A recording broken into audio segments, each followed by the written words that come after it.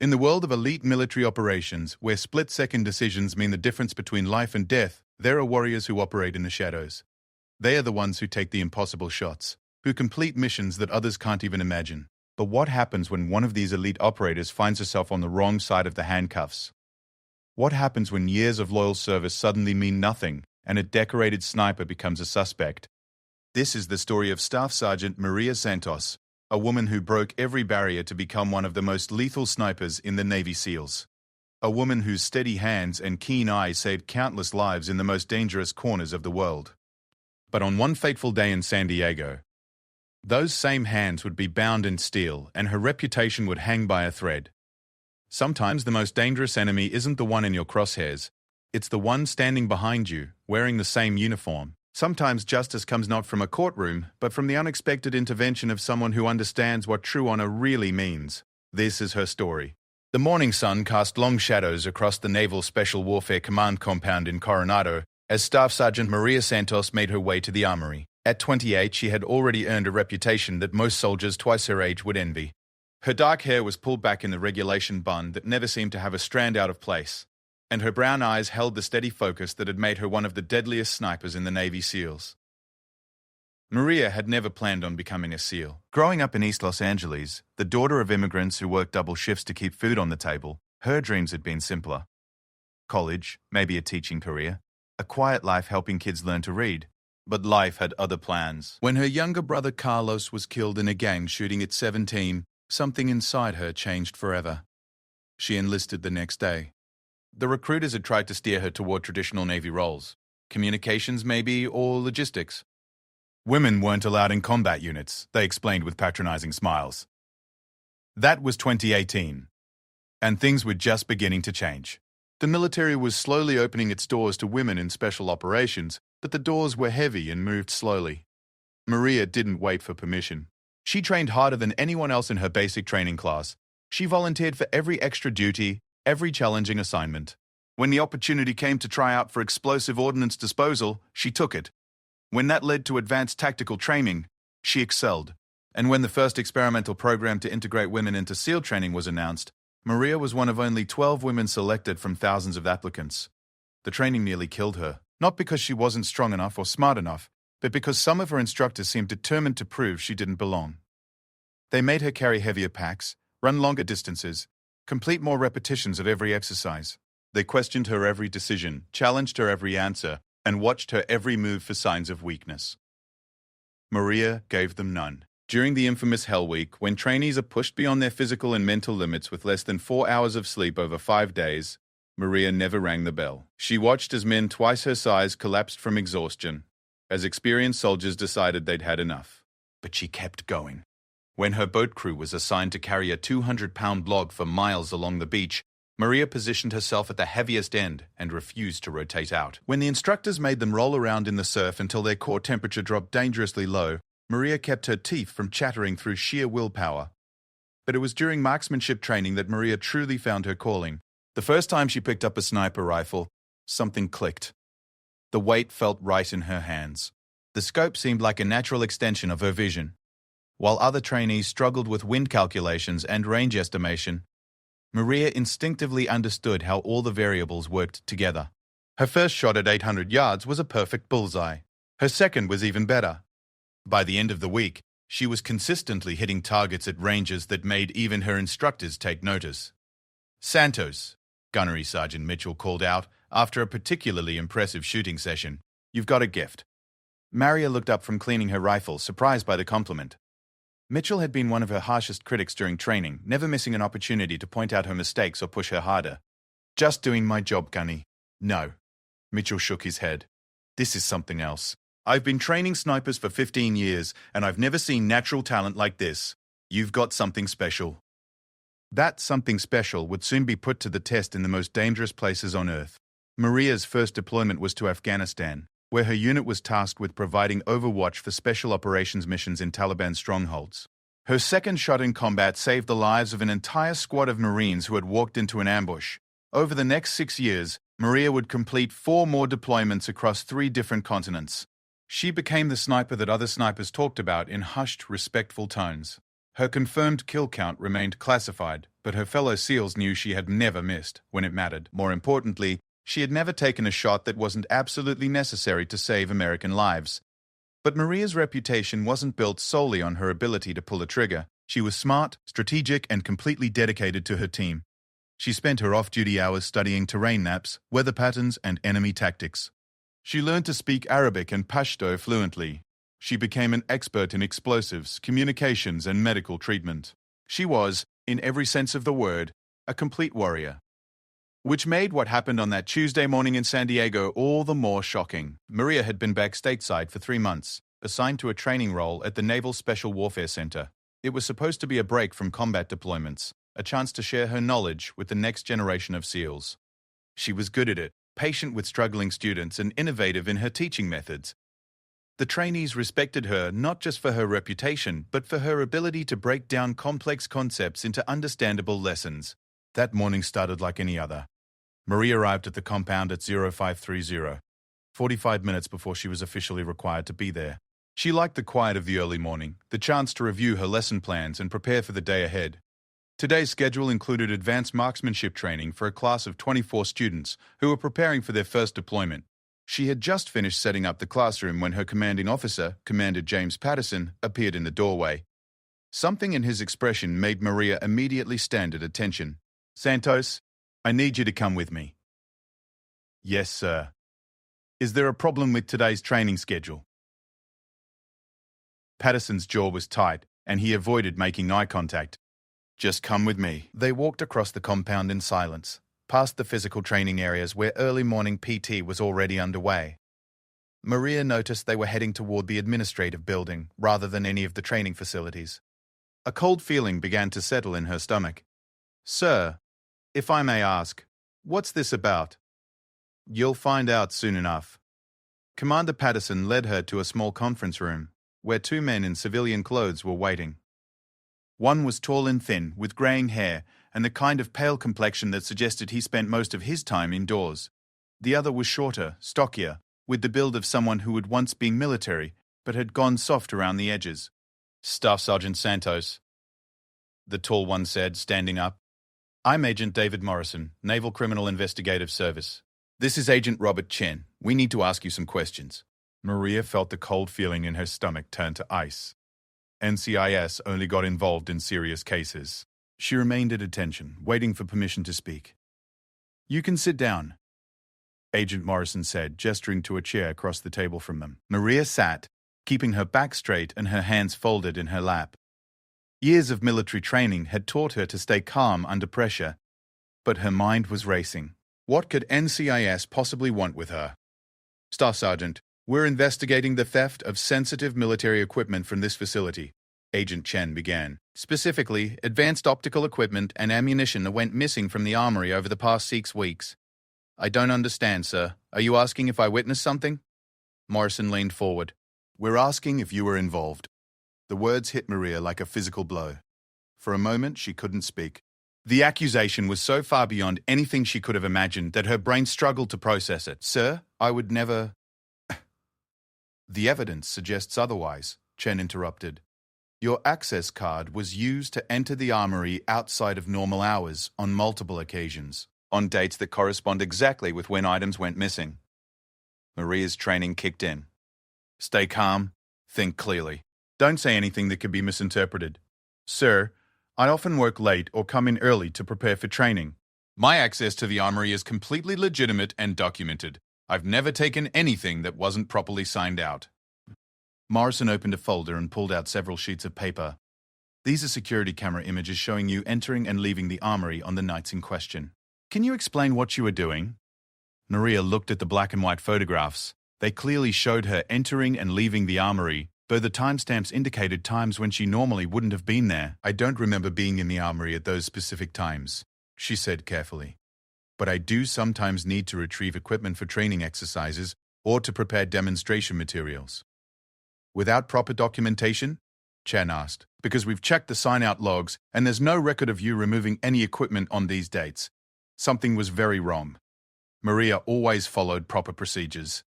It was drilled into every SEAL from day one. Account for every piece of equipment, every round of ammunition.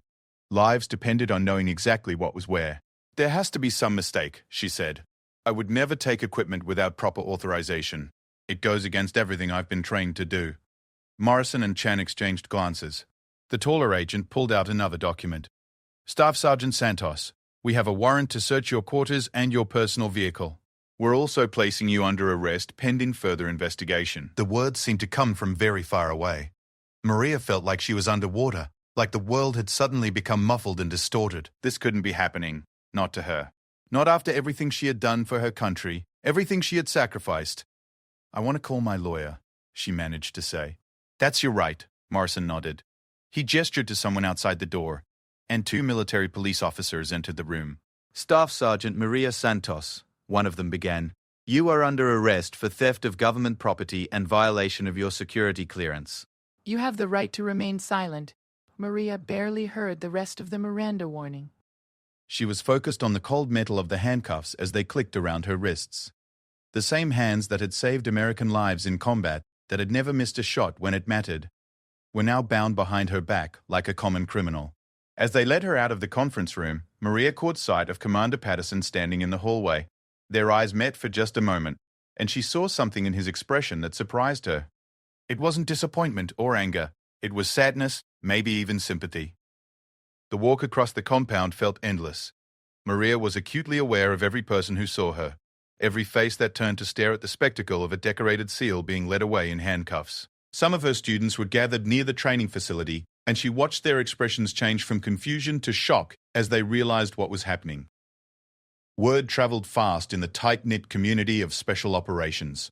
By the time they reached the military police station on base, Maria could feel the weight of hundreds of eyes on her.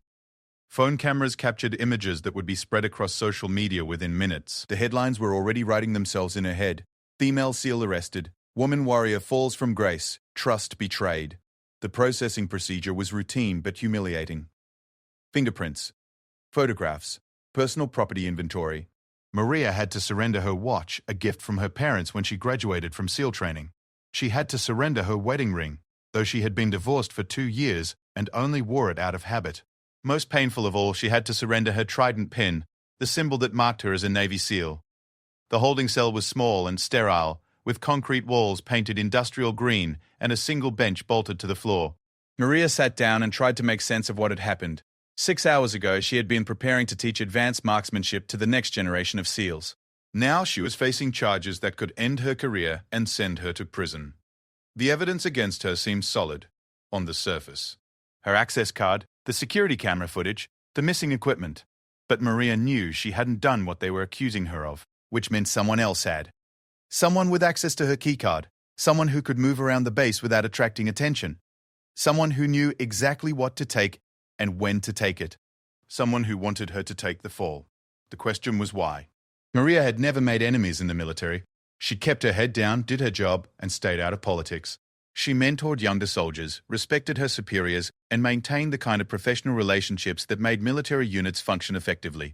But as she sat in that cell, Maria began to remember small things that hadn't seemed important at the time, equipment that had been moved from where she had left it, training schedules that had been changed without notification, conversations that had stopped when she entered a room. Someone had been planning this for weeks, maybe months. Someone had carefully constructed a case against her, using her own dedication and work ethic as weapons. They had counted on her reputation being enough to make the charges stick, on her being too shocked and overwhelmed to mount an effective defense. They had underestimated her. Maria Santos had survived Hell Week. She had completed impossible missions in the most dangerous places on Earth. She had earned her place among the most elite warriors in the world through pure determination and skill. She wasn't going to let some coward with a grudge destroy her life without a fight. But first, she needed help. And as the hours ticked by in that holding cell, she began to wonder if anyone would be willing to risk their own career to stand up for her. In the military, perception was often more important than reality. Even if she was eventually cleared of all charges, the stain of suspicion might follow her for the rest of her life. The sun was setting when the military police finally came to escort her to a phone. Maria had been given one call, and she knew exactly who to contact. Not a lawyer, though she would need one soon enough. Not her family, though they deserved to hear the truth from her rather than from the news. She called Master Chief Petty Officer Sarah Williams, her first instructor at SEAL training and the person who had believed in her when everyone else thought she was just another woman trying to prove a point. If anyone would listen to her side of the story, it would be Sarah. The phone rang 3 times before a familiar voice answered. Williams. Master Chief, it's Maria Santos. There was a pause, and Maria could almost hear the older woman processing what she already knew. Santos, I heard. Are you all right? No, Master Chief. I'm not. But I didn't do what they're saying I did. I know. Those 2 simple words hit Maria harder than any praise she had ever received. Sarah Williams had trained hundreds of SEALs over her 25-year career. She knew character when she saw it, and she didn't make statements like that lightly. What do you need? Sarah asked. I need someone who knows the system better than I do. Someone who can help me figure out what really happened here. Consider it done. I'll make some calls. In the meantime, keep your mouth shut and don't talk to anyone without a lawyer present. This smells like a setup, and setups usually have more than one layer. Yes, Master Chief. Santos? Yes? You're one of the best soldiers I've ever trained. Don't let them make you forget that. The line went dead, but Maria felt something she hadn't felt since the handcuffs had clicked around her wrists. Hope. She was led back to her cell, but the despair that had been crushing her chest was beginning to lift. Sarah Williams had connections throughout the Navy hierarchy. If anyone could find out what was really happening, it would be her. Maria lay down on the narrow bench and stared at the ceiling. Tomorrow would bring lawyers and formal charges, arraignments and investigations. The media would probably pick up the story, and her name would be dragged through the mud. Her family would have to endure the shame and speculation. But tonight, for the first time since this nightmare began, Maria Santos allowed herself to believe that the truth would eventually come out. She had spent her entire military career fighting for justice and protecting the innocent. Now it was time for someone to fight for her. What she didn't know was that her fight was about to get some very high-level support from an unexpected source. Someone who had been watching her case with great interest, someone who understood exactly what was at stake, and someone with the power to ensure that justice was served. The wheels were already in motion. Phone calls were being made to very important people. Files were being pulled from very secure locations. And in a few hours, the entire dynamic of this case was going to change in ways that Maria couldn't possibly imagine. But for now, she tried to get some rest. Tomorrow was going to be a very interesting day. The next morning brought no relief for Maria Santos. She was awakened at 0500 by the sound of keys rattling in the lock of her cell door. A military police officer she didn't recognize stood in the doorway, his expression professionally neutral. Santos, you have visitors. Maria sat up, running her hands through her hair to smooth it down. She had managed maybe 3 hours of sleep, her mind too active to rest properly. The concrete bench hadn't helped either, leaving her neck stiff and her back aching. What kind of visitors? Legal counsel. Conference room 2. Maria was escorted through the corridors of the military police station, past offices where she could see personnel going about their normal duties. Some glanced up as she passed, their expressions ranging from curious to sympathetic to openly hostile. Word had definitely spread about her arrest. Conference room 2 was identical to the one where she had been arrested the day before. Same institutional furniture, same fluorescent lighting that made everyone look slightly ill, same atmosphere of barely contained tension. But the people waiting for her were different. A woman in her 50s with steel grey hair and sharp blue eyes stood up as Maria entered. She wore a navy dress uniform with enough ribbons and insignia to indicate very senior rank. Beside her sat a younger man in a civilian suit, his laptop open and several folders spread across the table. Staff Sergeant Santos, the woman said, extending her hand. I'm Commander Rebecca Chase, Judge Advocate General's office. This is Lieutenant Michael Rodriguez from my staff. We'll be representing you in this matter. Maria shook the offered hand, noting the firm grip and direct eye contact. Commander Chase had the bearing of someone accustomed to command, but there was something else in her expression. Determination, maybe even anger. Ma'am, I appreciate the representation, but I should mention that I don't have the financial resources for extensive legal fees. Commander Chase gestured for Maria to sit down. That won't be an issue. This case has attracted some high-level attention, and your legal representation has been taken care of. High-level attention? Lieutenant Rodriguez looked up from his laptop. Staff Sergeant, your case has raised some red flags in certain circles. There are people who believe this investigation was mishandled from the beginning. Maria felt a flicker of hope, but years of military training had taught her to be cautious about optimism. What kind of red flags? Commander Chase opened one of her folders and pulled out several documents. Let's start with the evidence against you. The prosecution's case relies primarily on 3 elements. Your access card being used to enter the armory, security camera footage showing you in the area, and the fact that equipment went missing during times when you were allegedly present. That's correct, ma'am. But I can explain. Hold on. Chase raised a hand. Before you say anything, I want you to understand something. We've already begun our own investigation, and there are significant problems with the prosecution's evidence. Rodriguez turned his laptop screen toward Maria. First issue, the access card logs. Your card was indeed used to enter the armory, but a detailed analysis of the electronic records shows some interesting anomalies. Maria leaned forward to look at the screen, which displayed rows of data showing times, dates, and access codes. What kind of anomalies? The access logs show your card being used, but they don't show corresponding door sensor activations. Rodriguez explained. Every time someone enters the armory, 3 separate systems should register the entry: the card reader, the door sensor, and the motion detector inside the room. On the nights in question, only the card reader shows activity. Commander Chase pulled out another document. Second issue, the security camera footage. We've obtained copies of all the surveillance video from the relevant time periods. The images that NCIS showed you are real, but they're not from the dates they claimed. Maria felt her heart rate increase. What do you mean? The timestamps on the images have been altered, Chase said grimly. We've had digital forensics experts analyze the original files. The footage actually shows you entering the armory during normal business hours for legitimate training preparation. Someone manipulated the evidence? It appears that way. Which brings us to our third concern: who had the access and expertise to carry out this kind of sophisticated frame job? Rodriguez pulled out a thick file folder. We've been looking into the chain of custody for the missing equipment, the personnel who had access to both the armory and the security systems, and the timeline of when the investigation began. What we've found is very interesting. Maria waited, afraid to breathe. The investigation into missing equipment began 3 weeks before any equipment was actually reported missing, Chase said.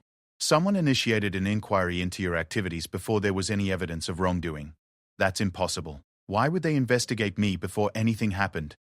That's what we're trying to figure out. But it suggests that someone wanted you removed from your position and was willing to manufacture evidence to make it happen. Maria felt a mixture of relief and anger washing over her. Relief that she wasn't going crazy, that the evidence against her really was as flawed as she had hoped. Anger that someone had gone to such elaborate lengths to destroy her career and reputation.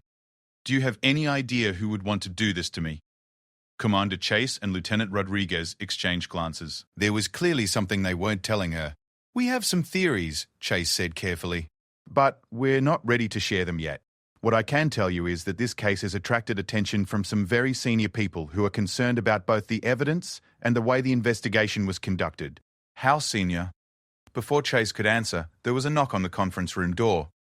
The military police officer who had escorted Maria entered and spoke in a low voice to Commander Chase. Maria couldn't hear what he was saying, but she saw Chase's eyebrows rise in surprise. Well? Chase said after the officer left. It seems we're about to have company. What kind of company? The kind that can make all of your problems disappear or make them much worse, depending on how this conversation goes.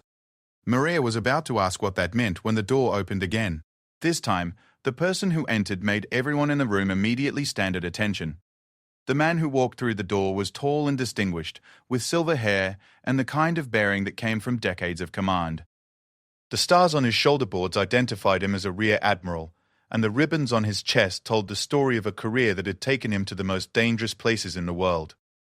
But it was his eyes that caught Maria's attention. They were kind but sharp, the eyes of someone who had seen everything the military had to offer and had learned to separate truth from deception with surgical precision. Please sit down, the admiral said, his voice carrying the quiet authority that came naturally to senior officers.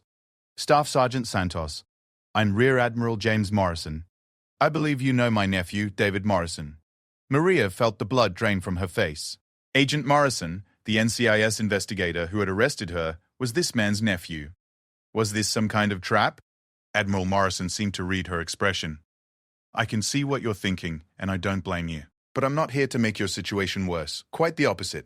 He pulled out a chair and sat down across from Maria, his posture relaxed but his attention focused entirely on her. Staff Sergeant, I've spent the last 18 hours reviewing every aspect of your case. I've read your service record, spoken with your former commanding officers, and examined the evidence against you. I've also had some very interesting conversations with my nephew about how this investigation was conducted. Maria remained silent, unsure of what to say or how to react. Let me start with your service record, the Admiral continued. In 6 years as a Navy SEAL, you've completed 5 combat deployments, earned 3 Bronze Stars, a Silver Star, and the respect of every person you've ever served with. Your marksmanship scores are the highest in the history of the program. You've saved the lives of at least 37 American service members in combat situations. He paused, letting those words sink in. More importantly, you've never had so much as a minor disciplinary action on your record. No financial problems, no security violations, no behavioral issues. You are, by every measure, an exemplary soldier. Thank you, sir. So, when I received a call yesterday informing me that you had been arrested for theft of government property, I was skeptical. When I learned the details of the evidence against you, I became very interested, and when I discovered how the investigation was conducted, I became quite angry. Admiral Morrison opened a folder he had brought with him and pulled out several documents. Staff Sergeant, what I'm about to tell you is classified information that could affect national security if mishandled.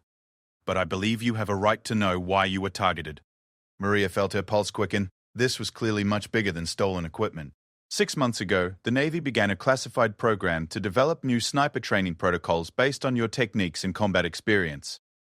The program was designed to revolutionize how we train marksmen and could provide a significant tactical advantage in future conflicts. He pulled out another document. The program was highly classified, with access limited to fewer than 20 people across the entire Navy. Someone leaked details of the program to foreign intelligence services 3 months ago. Maria felt the pieces beginning to fall into place. And you think I was framed to cover up the real leak? I think someone needed a scapegoat, the Admiral said. Someone whose arrest would be so shocking and attention-grabbing that it would distract from the real investigation. Someone whose fall from grace would make headlines and satisfy the need for accountability. Commander Chase leaned forward. Admiral, are you saying that Staff Sergeant Santos was specifically targeted because of her visibility and reputation? That's exactly what I'm saying. Whoever leaked that information knew they were under investigation. They needed a diversion, and Maria Santos was the perfect candidate. A decorated female SEAL whose arrest would dominate the news cycle and provide cover for the real traitor. Maria felt sick. The betrayal was worse than she had imagined. Not only had someone tried to destroy her career, but they had used her service and reputation as tools in their own criminal enterprise.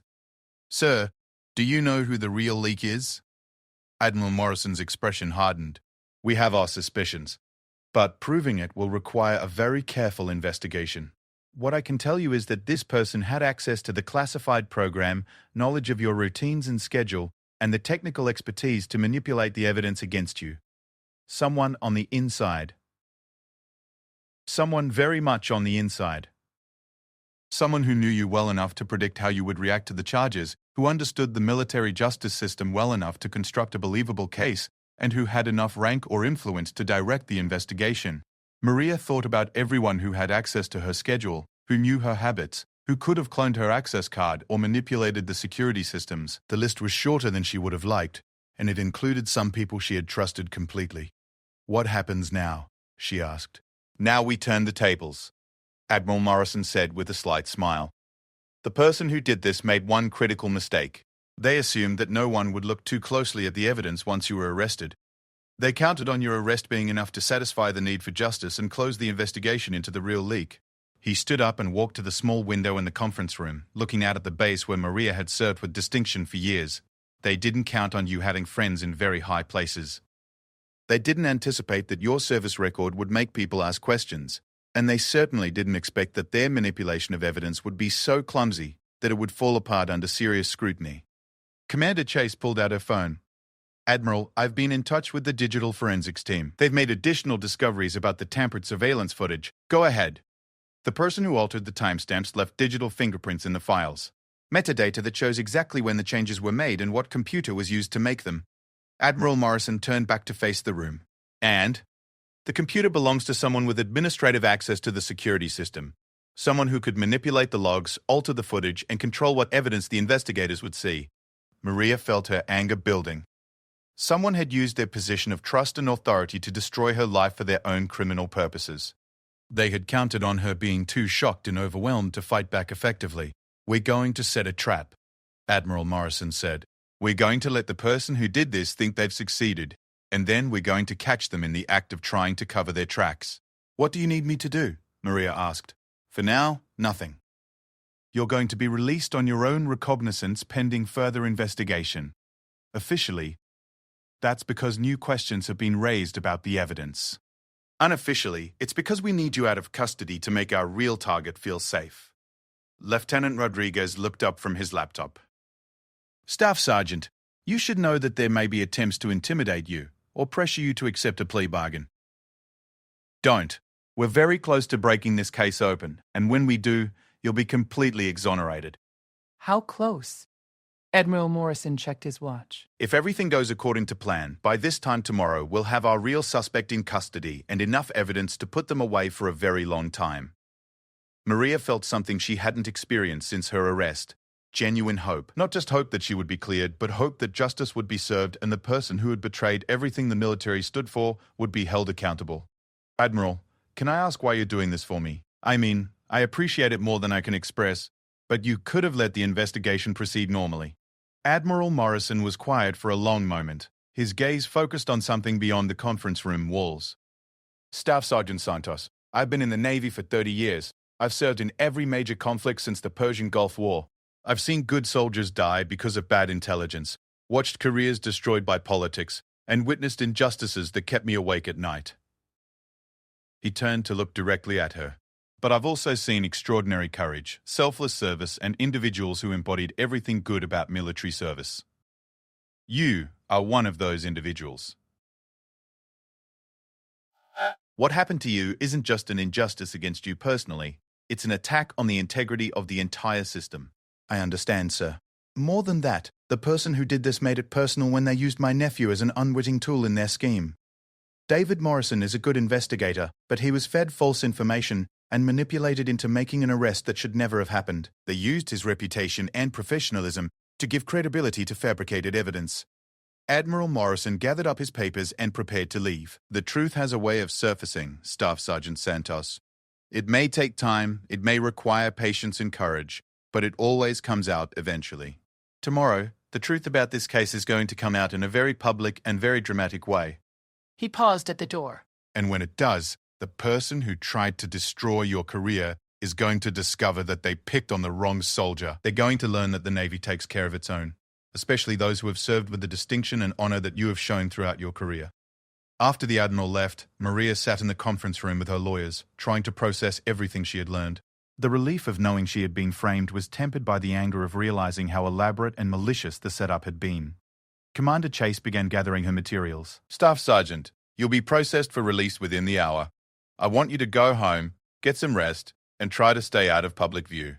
Tomorrow is going to be a big day. What exactly is going to happen tomorrow?"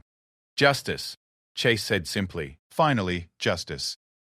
As Maria was escorted back through the corridors of the military police station, this time without handcuffs, she noticed that the atmosphere had changed. The personnel she passed no longer looked at her with suspicion or hostility. Word had clearly spread that something had changed in her case. When she stepped outside into the California sunshine, Maria took her first deep breath of truly free air since her arrest. She wasn't completely cleared yet, but she knew that the truth was finally coming out. Someone very powerful had decided to fight for her, and that someone had the resources and determination to see justice done. What she didn't know was that Admiral Morrison had spent most of the previous night making phone calls to people whose names appeared on very short, very exclusive lists.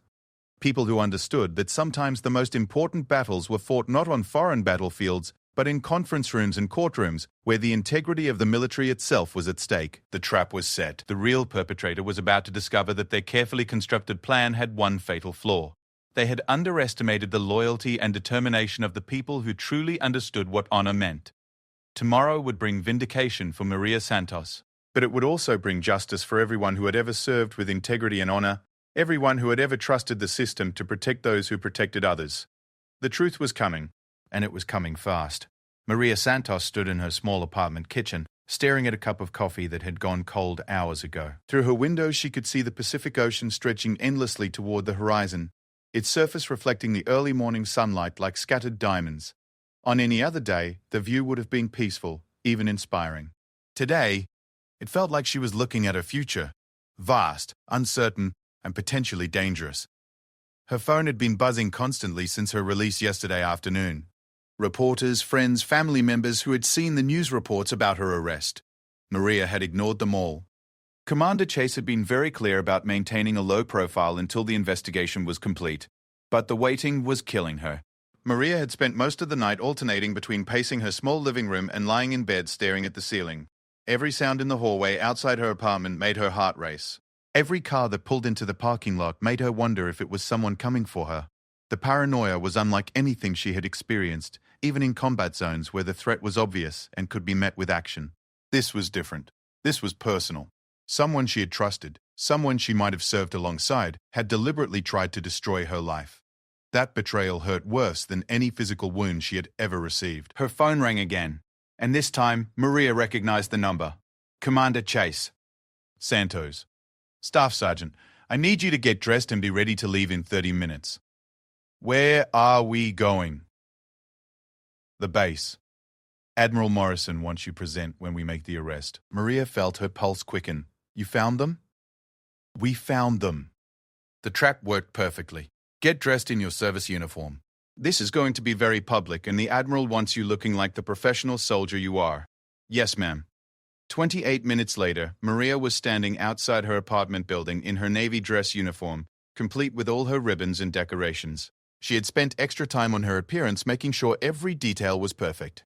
If this was going to be public, she wanted to look like someone worthy of the uniform she wore. A black sedan pulled up with Commander Chase in the passenger seat. Maria got in the back, noticing that the driver was Lieutenant Rodriguez and that there were 2 more vehicles following them.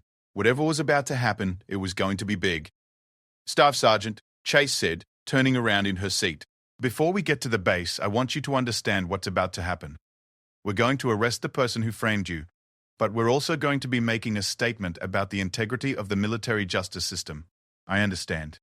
Admiral Morrison has invited members of the press, representatives from Congress, and several high-ranking military officials to witness this arrest.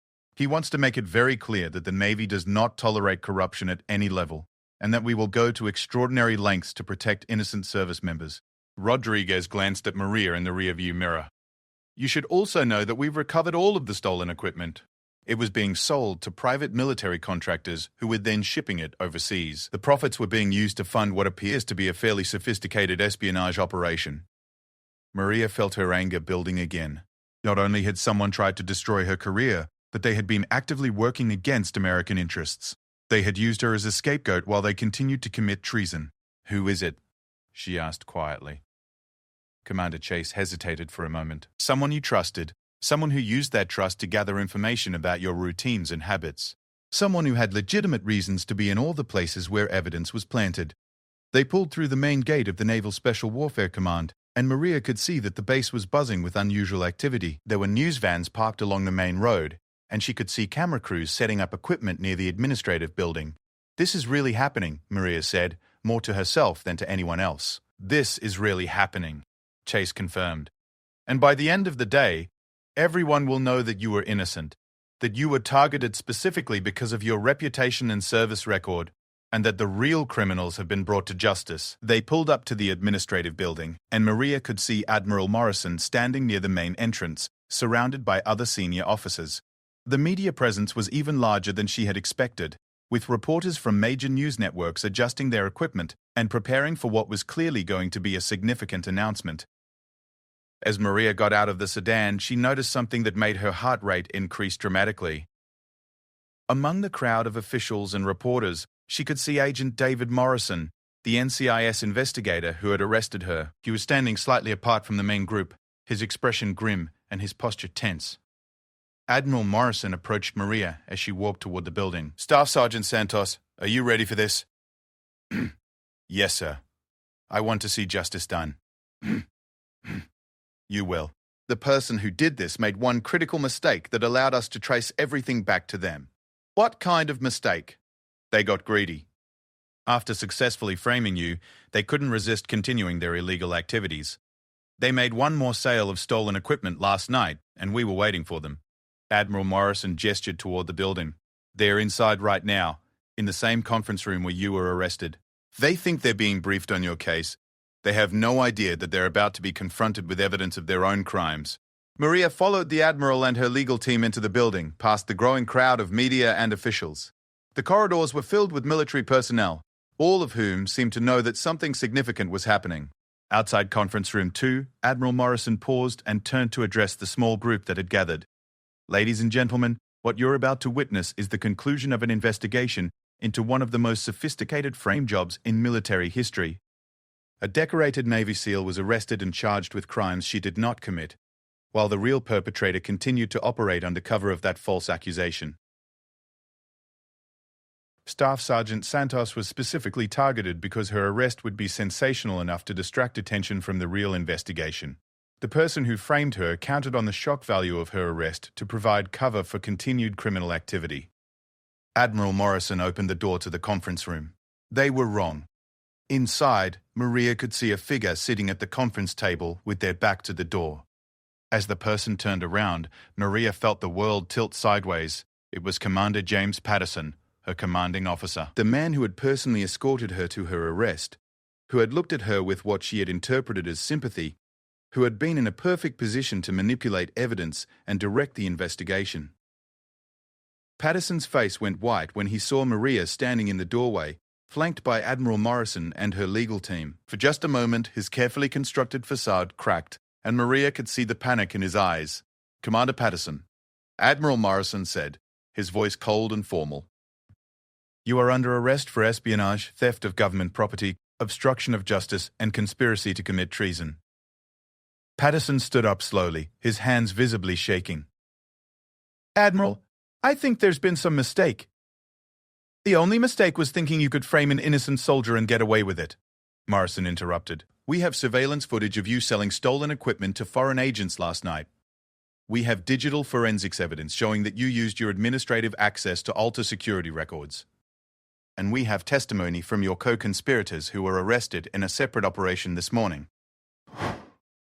Agent Morrison stepped forward with handcuffs, his expression professionally neutral despite the fact that he was arresting a senior officer in front of his commanding admiral.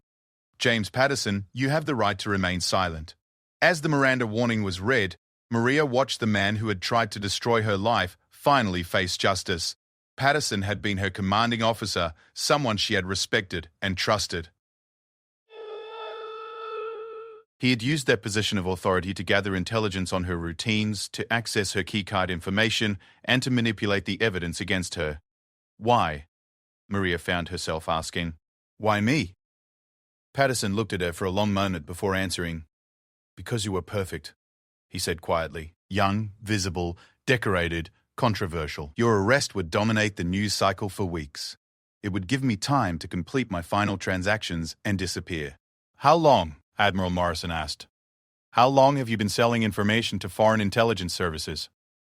2 years, Patterson admitted, his shoulders sagging in defeat. "It started small, just equipment specifications, training manuals, but they kept asking for more, paying more. When they learned about the classified sniper program, they offered enough money to set me up for life." Maria felt sick. 2 years of betrayal, 2 years of using his position to undermine American security interests. And when the investigation got too close, he had sacrificed her to save himself. "The program details you leaked could have gotten American soldiers killed," Admiral Morrison said. "The equipment you sold was designed to protect our forces in combat. You put every person in this command at risk for money." Patterson was led away in handcuffs, past the cameras and reporters who had gathered to witness his arrest. As they walked through the corridors, Maria could hear the click of camera shutters and the shouted questions from reporters. Outside the building, Admiral Morrison addressed the assembled media while Maria stood beside him, finally vindicated but still processing the magnitude of the betrayal. "Ladies and gentlemen," Admiral Morrison began, "this morning we arrested Commander James Patterson for espionage and related charges. Commander Patterson used his position of trust and authority to steal classified information and equipment, which he then sold to foreign intelligence services."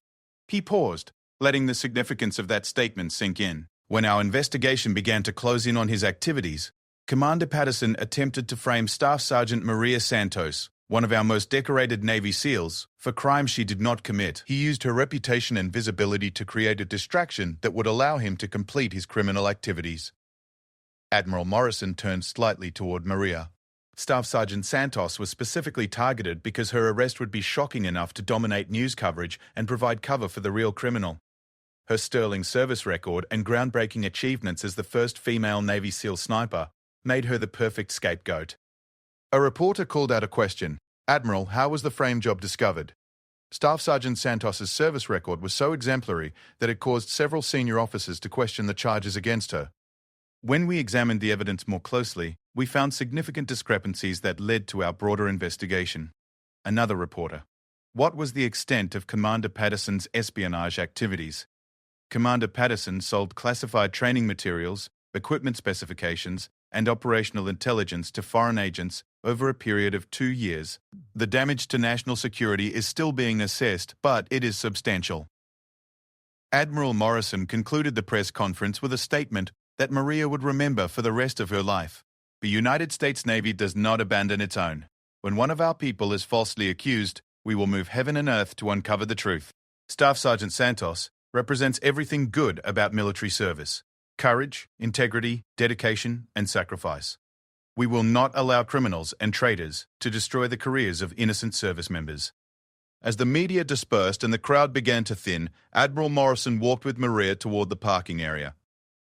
"Staff Sergeant, your record will be completely expunged of any reference to these charges.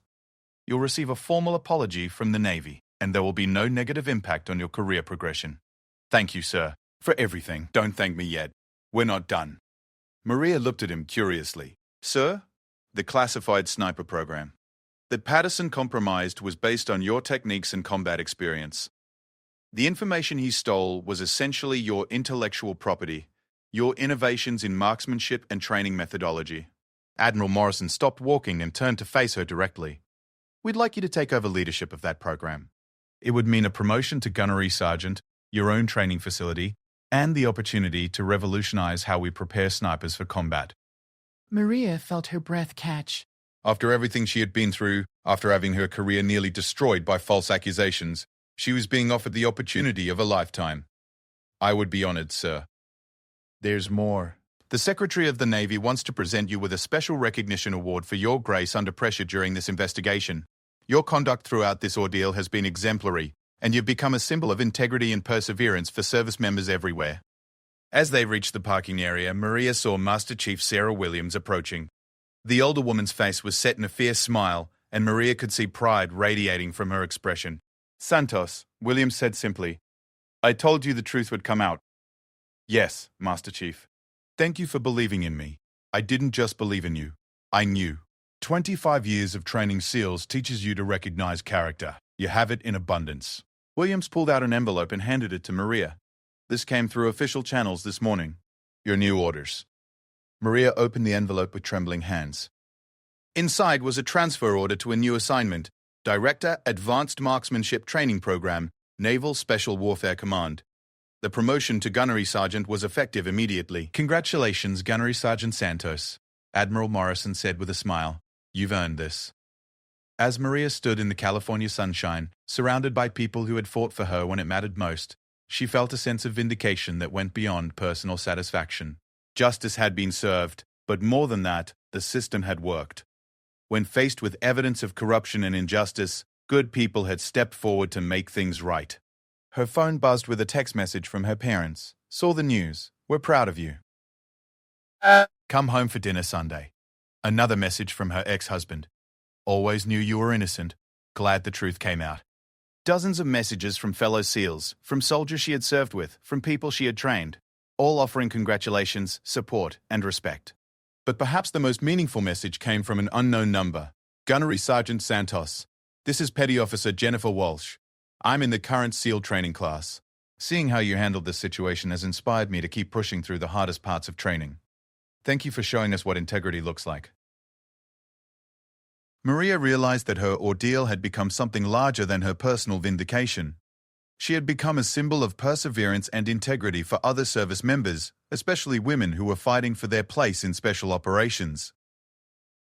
As the sun set over the Pacific that evening, Maria stood on her apartment balcony looking out at the ocean. Tomorrow she would begin her new assignment, leading a program that would train the next generation of military snipers. She would have the opportunity to share everything she had learned in combat to save lives by passing on her knowledge and experience. The betrayal she had suffered still hurt, but it had also revealed something important about the military she served. When the chips were down, when one of their own was falsely accused, good people had stepped forward to fight for justice. Admiral Morrison had risked his reputation to uncover the truth. Commander Chase had worked tirelessly to build her defense. Master Chief Williams had never doubted her innocence. The system wasn't perfect, but it was filled with people who understood that integrity mattered more than convenience, that justice was worth fighting for, even when it was difficult. Maria Santos had survived Hell Week, combat deployments, and sophisticated frame job. She'd been tested in ways she never could have imagined, and she had emerged stronger, wiser, and more determined than ever to serve with honor. The next morning, she would report for duty as Gunnery Sergeant Maria Santos, Director of Advanced Marksmanship Training. She would train the warriors who would protect America in the most dangerous places on Earth. And she would do so with the knowledge that sometimes the most important battles are fought not against foreign enemies, but against those who would corrupt the very institutions they have sworn to serve. The truth had set her free. Justice had been served. And Maria Santos was ready to continue serving her country with the same dedication and integrity that had nearly cost her everything, but had ultimately proven to be her greatest strength. In the end, that was what mattered most. Not the betrayal, not the false accusations, not the public humiliation. What mattered was that when tested under the most extreme circumstances, she had maintained her integrity and trusted the system to eventually make things right. She had been right to have that faith, and now it was time to pay it forward to the next generation of warriors who would follow in her footsteps. A female SEAL sniper got cuffed, and suddenly an Admiral appeared.